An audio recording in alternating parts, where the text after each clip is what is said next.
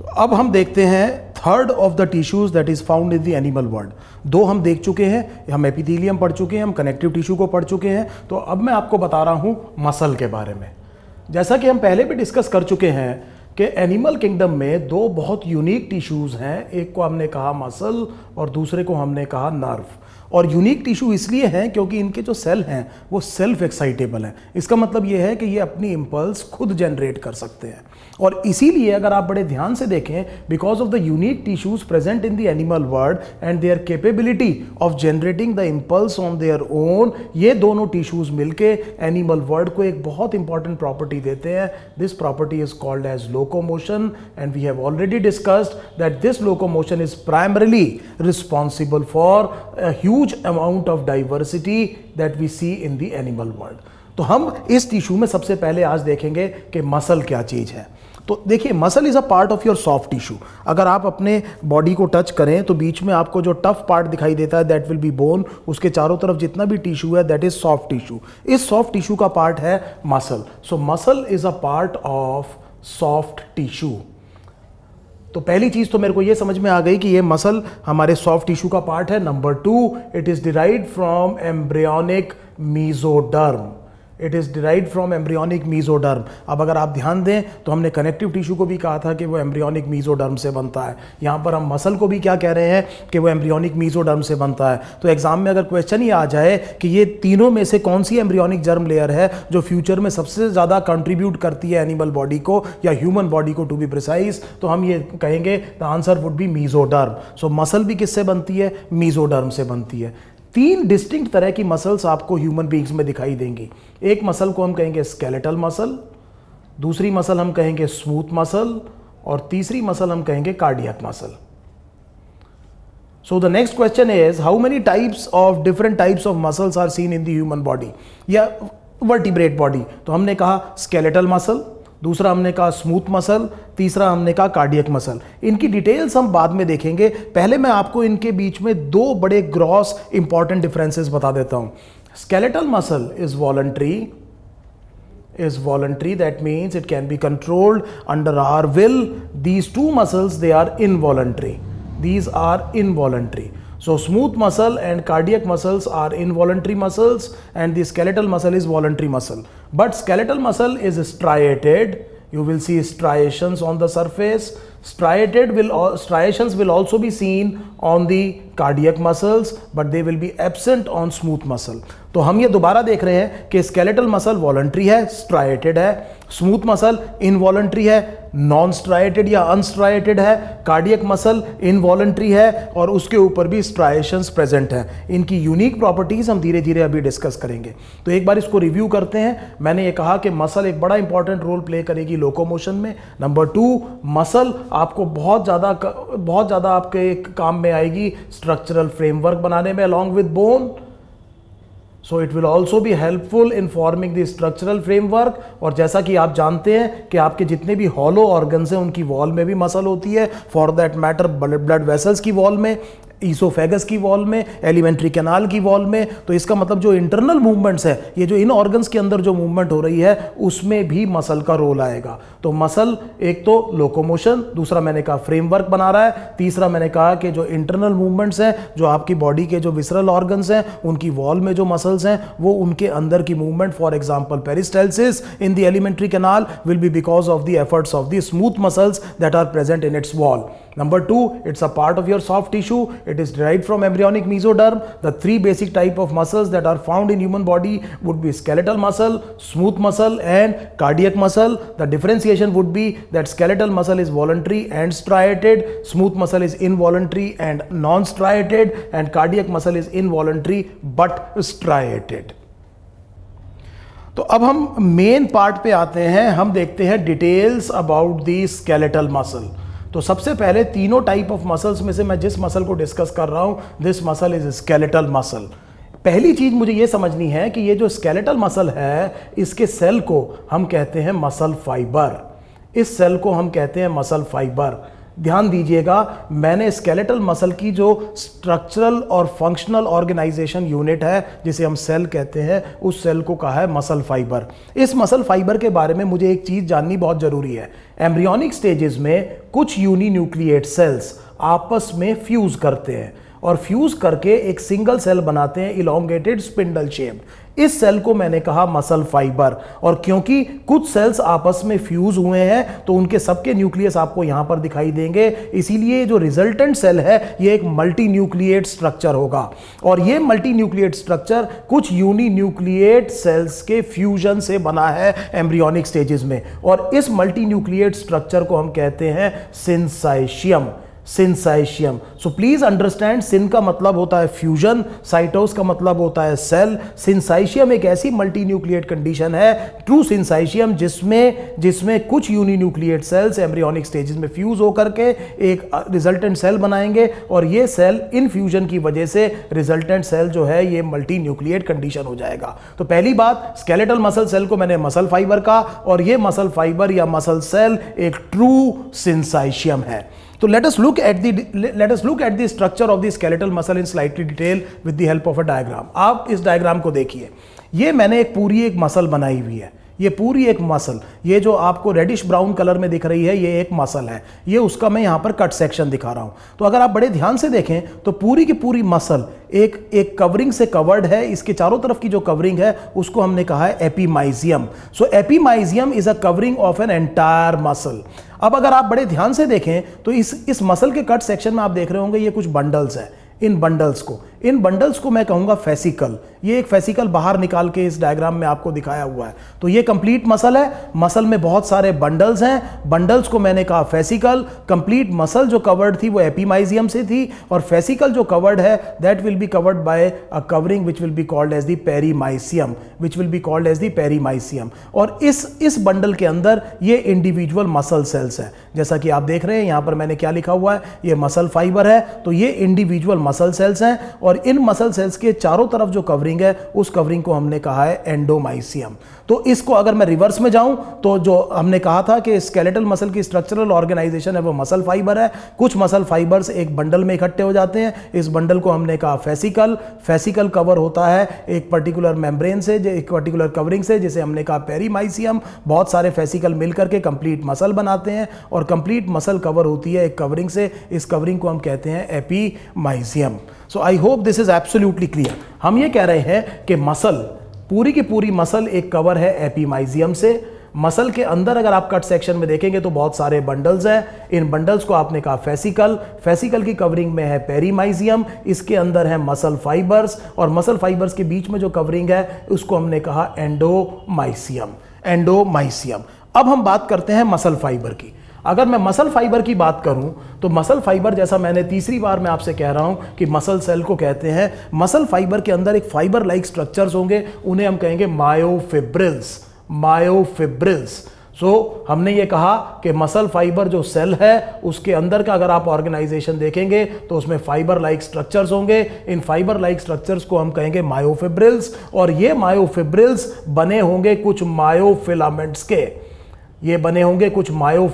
के, और मायोफिलामेंट्स बने हुए होंगे प्रोटीन्स के। और दो इंपॉर्टेंट प्रोटीन्स जो यहां पर होंगे, एक है मायोसिन और दूसरा है एक्टिन। तो यहां पर ये जो टर्मिनोलॉजी है इसको रिवाइज करना बहुत जरूरी है। मैं फिर कह रहा हूं, complete muscle will be covered by an epimysium. दो मसल्स एक दूसरे से सेपरेट हो सकती है, उनके बीच में और भी सॉफ्ट टिश्यू या कनेक्टिव टिश्यू हो सकता है, उसको हम कहते हैं फेशिये। और ये फेशिये टेंडन का पार्ट बन सकते हैं, ये फेशिये एपोन्यूरोसिस बना सकते हैं। आप जानते हैं टेंडन मसल को बोन से अटैच करता है और मसल से मसल को अटैच करता है एपोन्यूरोसिस, वो काम है फेशिया का। लेकिन कंप्लीट एक single muscle will be covered bye a covering which will be called as epimysium। उसके अंदर बहुत सारे fascicles will be covered by पेरीमाइजियम, और फेसिकल्स के अंदर individual muscle cells will be organized, they will be covered by एंडोमाइजियम। और muscle cell जिसे मैं मसल फाइबर कह रहा हूं उसके अंदर फाइबर लाइक स्ट्रक्चर्स जिनको मैं कह रहा हूं मायोफिब्रिल्स, और ये मायोफिब्रिल्स बने होंगे मायोफिलामेंट्स के।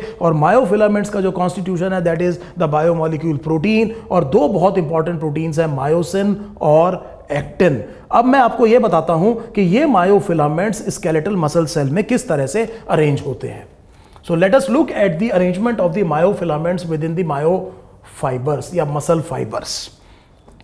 सो हम ये देखेंगे, जैसा मैंने आपसे कहा कि दो तरह के प्रोटीन्स मायोफिलामेंट्स बनाते हैं। एक प्रोटीन है मायोसिन। मायोसिन से जो मायोफिलामेंट्स बनते हैं they are thicker and therefore they are called as thick myofilaments. Actin से जो मायोफिलामेंट बनते हैं they are called as the thin myofilaments.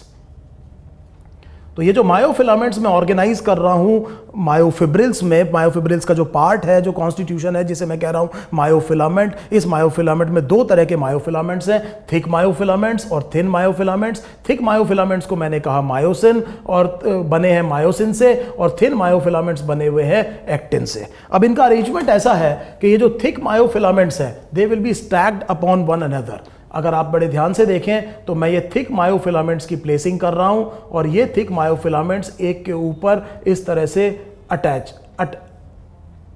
Stacked है। So the thick myofilaments are stacked upon one another. You can see the arrangement. They will be made up of myosin protein.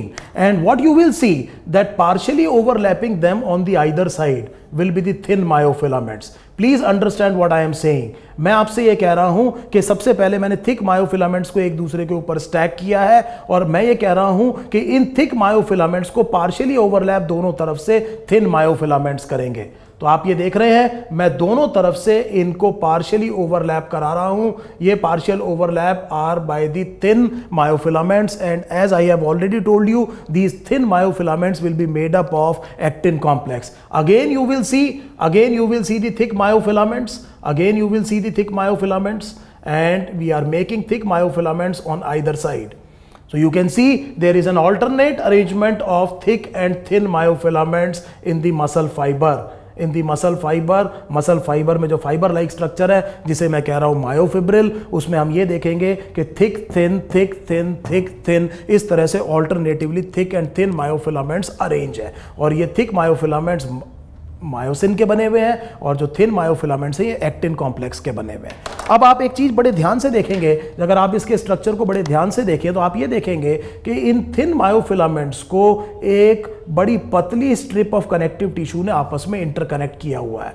So the thin myofilaments are held together by a thin sheet of connective tissue. We will call this as the Z line. We will call it as the Z line.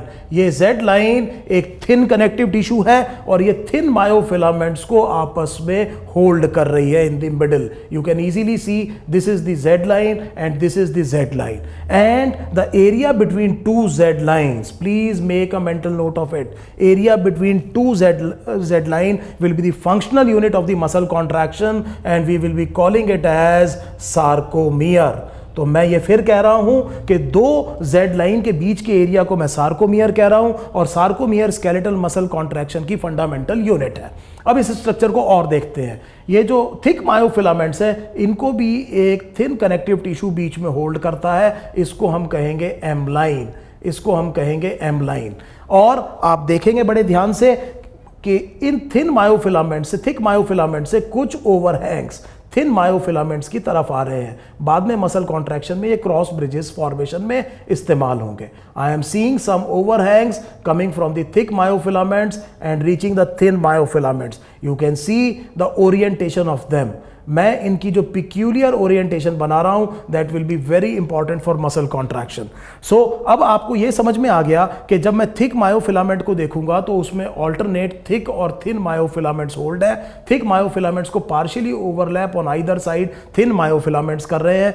Thin myofilaments को centre में करीब करीब एक thin connective tissue ने पकड़ा हुआ है जिसको मैंने कहा जेड लाइन, और थिक मायोफिलामेंट्स को भी एक कनेक्टिव टिश्यू ने पकड़ा हुआ है जिसको मैंने कहा एम लाइन, और area between two Z line will be called as the sarcomere, and sarcomere is the fundamental and the basic structural organizational unit of muscle contraction. अब एक चीज और देखिए, अगर मैं इस सेंटर पार्ट पे इस चीज को थोड़ा सा ध्यान दीजिए, केवल इतने एरिया को आप ध्यान दीजिए।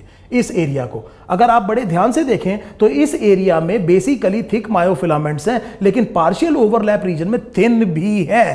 तो मैं ये कह रहा हूं कि ये जो बीच का एरिया है सार्कोमियर के सेंटर में, जिसमें थिक मायोफिलामेंट्स भी हैं, लेकिन हमें भूलना नहीं चाहिए क्योंकि थिक मायोफिलामेंट्स पार्शियली ओवरलैप होते हैं थिन मायोफिलामेंट्स से, तो इतने पर्टिकुलर एरिया में थिक और थिन मायोफिलामेंट्स दोनों हैं। अगर मैं इसके ऊपर पोलराइज्ड लाइट डालूं, अगर मैं इसके ऊपर पोलराइज्ड लाइट डालूं तो ये पर्टिकुलर पार्ट उस पोलराइज्ड लाइट के एनआइसोट्रॉपिक है, और उस एनआइसोट्रॉपिक की वजह से जब आप इनको देखेंगे तो ये पर्टिकुलर रीजन थोड़ा सा डार्क दिखाई देगा। And therefore in the centre of the sarcomere you will see the presence of A band. We know A will stand for anisotropic and we will also call A band as the dark band.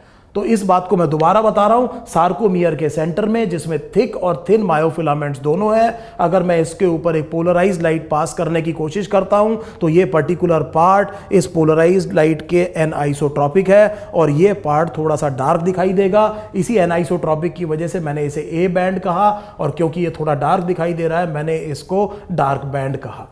तो अगर इधर देखें ध्यान से, इस area को अब आप बड़े ध्यान से देखिए, इस एरिया को, इस एरिया में केवल थिन मायोफिलामेंट्स है। अगर मैं इसके ऊपर पोलराइज्ड लाइट डालता हूं तो ये वाला पार्ट पोलराइज्ड लाइट के आइसोट्रॉपिक है, एंड देयरफॉर इसके रिस्पेक्ट में ये वाला पार्ट थोड़ा सा लाइटर दिखाई देगा, and therefore we will call it as the isotropic band और आई बैंड, और we will also call it as the light band. एक छोटी सी चीज आपने और देखनी है, अगर आप बिल्कुल ए बैंड के बीच में देखें, ए बैंड के बीच में देखें, बिल्कुल सेंटर में देखें ए बैंड के, तो इसमें आप ये देख रहे हैं कि मैंने केवल वो रीजन को उठाया है जिसमें केवल और केवल थिक मायोफिलामेंट्स हैं, मैंने पार्शियल ओवरलैप वाले थिन मायोफिलामेंट्स को हटा दिया है। इस एरिया को हम कहते हैं एच जोन, इस एरिया को हम कहते हैं एच जोन, और एच जोन के सेंटर में आप देख रहे हैं एम लाइन। तो अगर आप बड़े ध्यान से इस डायग्राम पे देखें तो हर एक सार्कोमियर का अपना ए बैंड होता है, लेकिन I band is shared by two adjacent sarcomeres.